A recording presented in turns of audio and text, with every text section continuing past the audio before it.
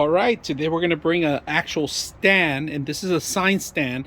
It could be used for a restaurant. It could be used for any kind of party. If you're going to talk about something or you're going to inform people and you want somebody to see the first thing they come in, they're going to see this. So let's take a look at it. All right, the stand was very simple to install. It came out with no tools. No tools necessary. It has a grip here so you can actually stand it up, make it longer.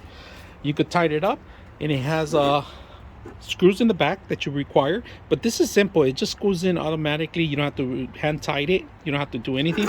Now for the sign in the front, this is the beautiful part of it. On the sign, for the sign, this is what you have to do. You just open them up, pretty much open every single one of them up, and take this off and put the sign in there. They even give you the instructions how to, so nothing required on anything. It's all movable manually. So we're gonna put this on a restaurant and give it to a restaurant owner, see how they like it. So I hope you guys enjoy the video.